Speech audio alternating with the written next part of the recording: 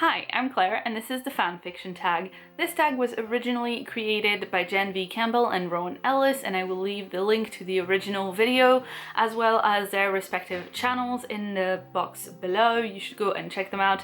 They're both incredibly smart booktubers who make really great content. When I saw this tag on my subscription feed, I knew I absolutely had to record it for myself because I love fanfiction and just fan works in general, transformative works.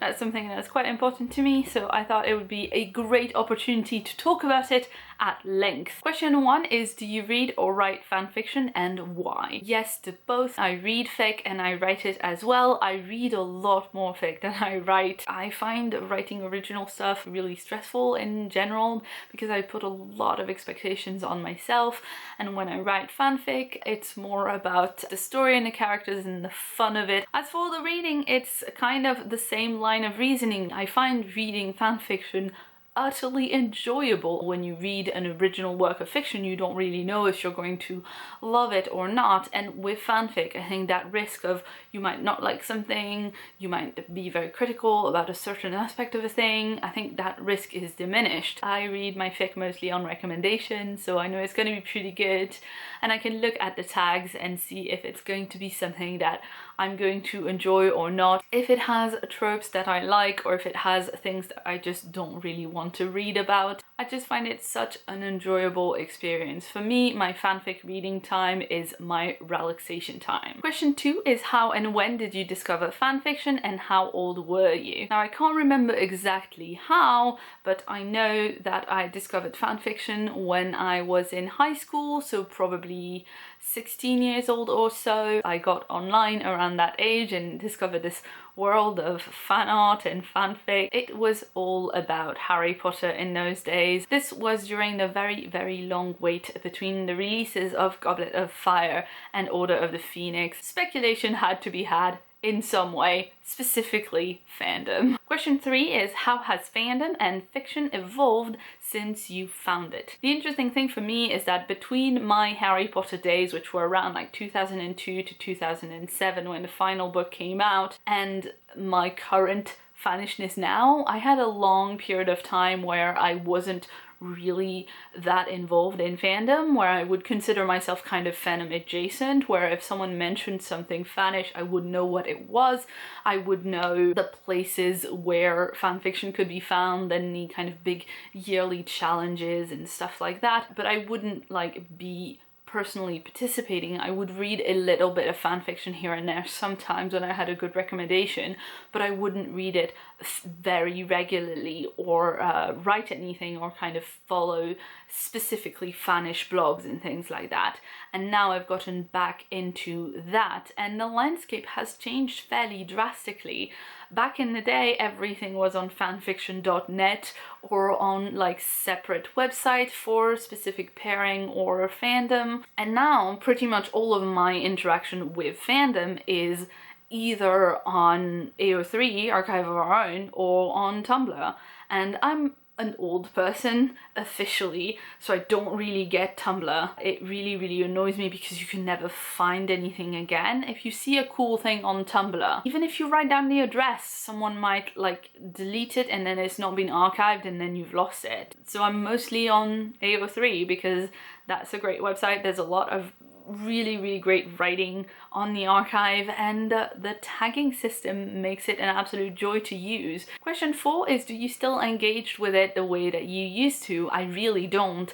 There are different places to go, different things that I do. Now I'm way more about the narrative of fanfiction rather than say the role-playing games that me and some friends used to do on forums, where we would have an account for each character and then they would interact. So I guess it was a much more communal form of storytelling, and it was also a lot more about self-insertion in many ways than what I do now, and I think that's completely fine, both because fanfiction has always been in part about self-insertion, but also because that's what I needed at the time when I was younger and figuring things out for myself in a different way, and like now maybe I need something different from my fanish engagement, if that makes any sense. Question Question 5 is, which fandoms do you enjoy reading and writing? My main biggest fandom for the longest time was Harry Potter.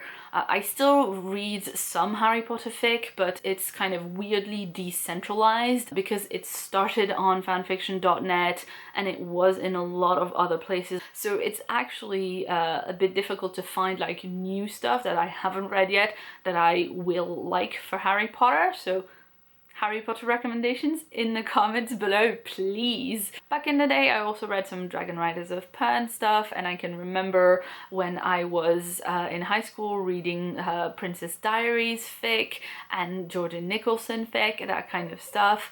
Nowadays, the main fandoms that I read are Song of Ice and Fire, Tolkien-based, so Lord of the Rings and The Hobbit, the X-Men franchise, and the Marvel Cinematic Universe. And obviously, Captain America Civil War just came out, and yes, I read a lot of Captain America fanfiction. As for writing, as ever, I have a lot more ideas and headcanons and DMs with my beta reader about wouldn't that be a great idea for a fic, than I do like actual proper writing time where I get a fic out. But if I do, it would be in those main fandoms that are most of what I read now. So Lord of the Rings, The Hobbit, Song of Ice and Fire, X-Men and the MCU. Question 6 is, who are your OTPs? That's one true pairing. I am now much more of an OTP person than I have been in the past. Back in the Harry Potter days, I used to read any fic of any pairing as long as it wasn't kind of gross. Like massive age difference isn't something that I particularly enjoy.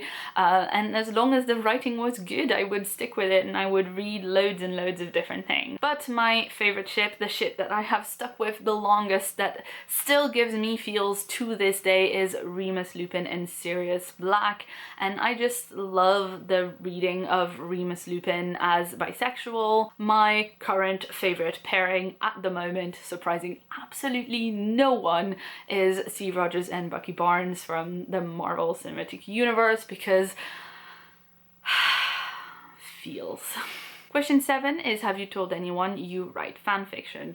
Yes, I've told a few people, but they tend to be friends of mine already, and so I know that they were already in fandom and already reading fanfic or writing their own fic or recording podfic or something like that. So it's not really like a problem at all.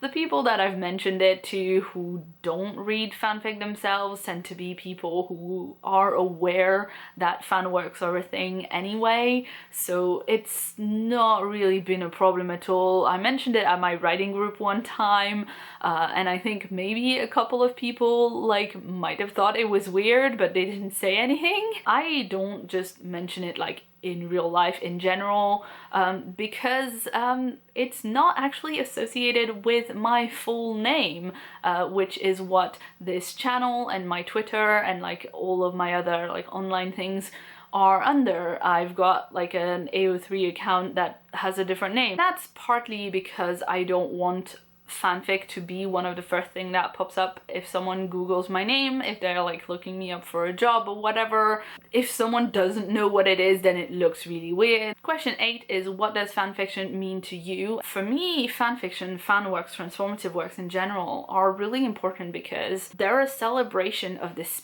pickiness that we have as nerds when we really love something. The mark for me of something that I like of a book that really resonated with me, or a TV show that I'm so in love with, is I look for the fanfiction. Sometimes when I'm ranting about something for ages and ages and ages, like I did to every single person in my life after Captain America Civil War first came out, I'll get people telling me, why are you still thinking about this? Why can't you just enjoy the movie and then not think about it? And that's just not how I work. Like, if I can watch a thing and then forget about it, it's that for me it was just forgettable and kind of meh, and I just don't really care.